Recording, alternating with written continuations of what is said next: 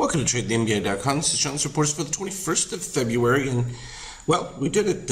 We reached the 100%.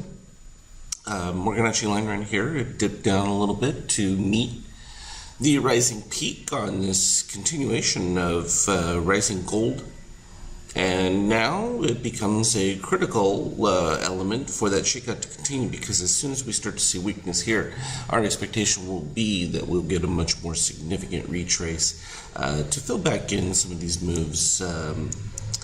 Positive extreme we had already back here has already been filled from a daily standpoint. We have a bunch of intraday ones that could still need some retesting. But we've pretty much come back to the 28. It just took a very long time. It's amazing how quickly you can go from 28 to 23, but rise back from 23 just to 28 slow. That's the way it typically happens anyway. Much of these gains can be wiped out in a single day, and that's just the nature of markets and how they react to news or perceptions, and pretty much that's what the market is a perception. In this case, you can look at that nice rising gold there. It's been a clean run since, well, geez, back over here when it first began. It's not that many points, relatively speaking, but it's just consistent. Driving a lot of people crazy because they all wanted it to go down, down, down, down, and that's all you kept hearing was the end of the world, and it just hasn't materialized. The euro had suffered more, but it's stabilizing a bit as some of the conflicts amongst EU members seems to be dying down just a bit. That still aids the S&P if it rises, so any bonus there is just that much more of a push towards that 28. And the peak in gold with the positive extremes, they will get filled back in, not just yet. That's still pretty darn clean from a DOC as well as shakeout standpoint. So this is that buildup that we talked about that we would eventually look for, that would indicate that there's some pending inflation that's starting to build. Now, the secondary factor is you've got to understand the market may rise inherently based on a higher projection of inflation. A lot of people forget that one because they're going to price in the devaluation of money. From an intraday standpoint, it was all fairly clean. We ended up with a few little buys that came down at the bottom. The shakeout was pretty consistent. Then we started getting gold rising right here around the 50, and it was sort of just in a murky configuration, and then finally dipped down below, and that produced the push that got to the 100. It is always interesting to see the difference between some of these DOC spreads that will pop in.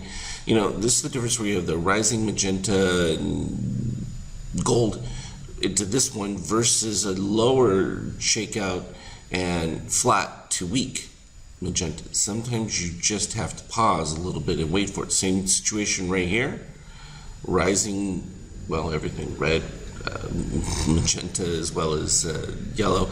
A lower shakeout peak on much higher price, much cleaner, and boom, you get the net result from it. So those are the differentiation between that. What looks similar is not so similar. They have very different characteristics, and just paying attention to those certainly will keep you, I mean, not that it's horrible from this upper portion, but the problem is that you get that immediate steel cross back up, and then boom, creates anything. Now, if you don't mind the move against you slightly, then okay, but they can go for a while. I mean, it can take hours and hours before it realizes what you want to do. And if you don't mind that, that's okay, but